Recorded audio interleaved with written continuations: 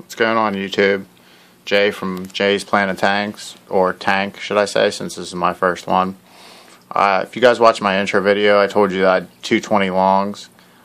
This is the first of the 20 long, and it's been up for exactly 2 weeks today, and I'm tearing it down today. I'll tell you why in a couple minutes, but this is the gist of it. Over here in the corner, I actually had this sweet piece of driftwood in there. I just took it out because I do have two fish in here. I have two Burmese border loaches in here. Where's the one? I already took one out, and I'm trying to get the other one out to transfer him to my kids' tank areas back there. I'm getting him out because as a new planted tank guy, I messed up big time. And well, first off, I have these rocks in here. This is slate. Okay, I got this from a job site. It's either slate or shell. I'm in new construction, so whenever they dig the foundation for houses, they unearth all kinds of cool rocks, and I've always loved slate in a fish tank. But this piece right here was actually just replaced. I built what I'd call like a slate wall or like a slate shelf, and I used silicone, aquarium safe, to build it. And what I've developed here in the 2 weeks since I've had this tank set up is, I don't know if you guys will be able to see it, but there's on this Ludwigia back here, there's some string algae, and I have fuzz algae. Okay, I don't know, you could probably see it on the other side of this glass over here. Let me come over here, and that's hard to see. But there's string algae in here, and there's fuzz algae. I think there's a couple things that are contributing to this, and the reason I'm tearing it down is because before it gets out of control, I just want to try to get it all out of here, and I'm removing the slate totally. So yeah, I'm tearing it down. But the two reasons that I think I got it is, A, I was reading that silicates in the water, usually you get this type of algae with new tank syndrome, and the silicone from the tank will leach into the water, so you can get these two types of algae from silicates. This is a used aquarium, so I really wasn't worried about the joints, the silicone in the joints of the aquarium, but however, I did use all that silicone in the slate.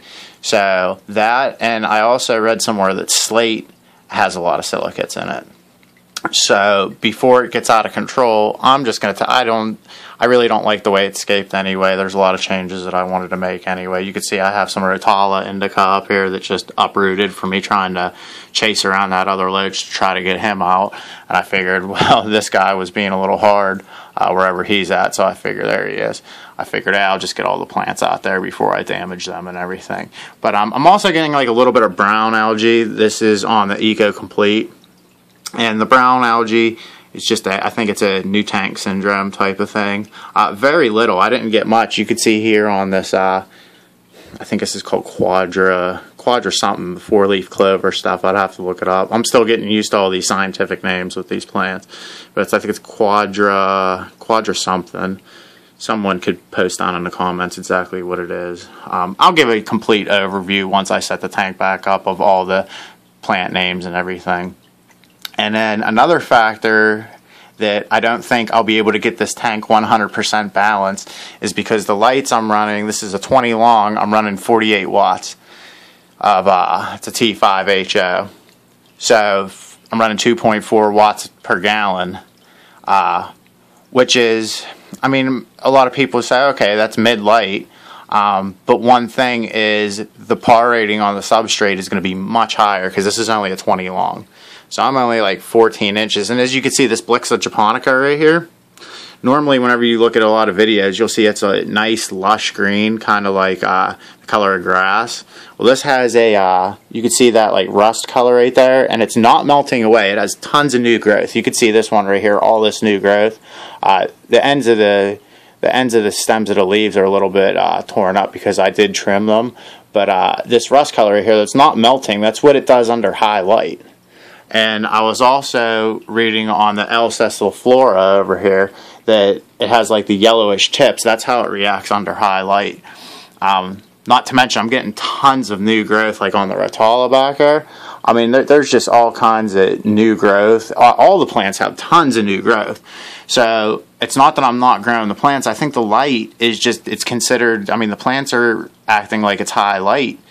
They're reacting like it's high light, the way they're just growing like crazy. And so I think I'll never be able to get this tank balanced unless I have CO2, which I do plan on getting CO2.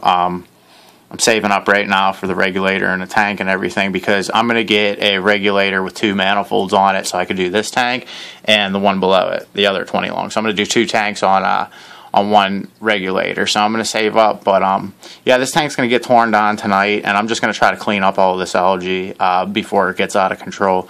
I was running 10 hours of light. I dropped that down to 6 now because of it.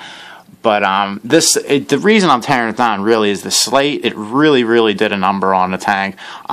Anytime I touch the Eco Complete, it's almost like this is it started like deteriorating the rocks, and there's just tons of debris and everything in there. And then another, I'll do another video on my screw ups of this tank.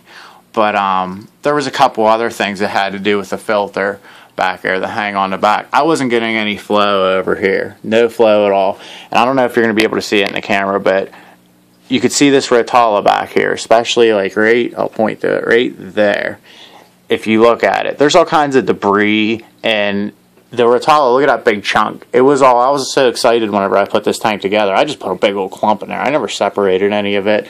So a bunch of newbie mistakes that I did make that I learned in the past week or two that was contributing to some of the things. So I figure since this is a 20 long, it'd be easier just to take all the plants out, try to rinse off some of the algae and everything.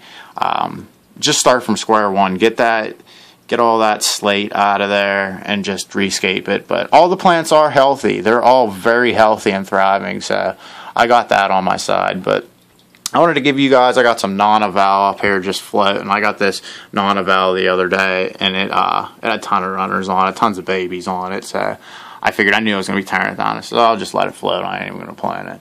But I just wanted to give you guys an overview of what it looked like before I tore it back down. I know in my intro video I said that I'd be showing you guys this. This was it minus the piece of driftwood that was in there. Yeah, so I'm pumped to be planting, and I'm going to redo this one, and I'll bring you guys a video as soon as it's all redone. And I'll also give I'm also going to do a video on the problems that I made doing this. Because that's part of the purpose of this channel, is you guys get to watch me make all the mistakes and laugh at me. But hopefully I learn from all my mistakes, and if there's any mistakes that I do make that I'm not stating, everybody throw me a comment. Let me know what I'm doing wrong. But I do have a bunch of happy plants. That's at least one good thing. So, alright YouTube, I will see you guys later in the next video. Thanks.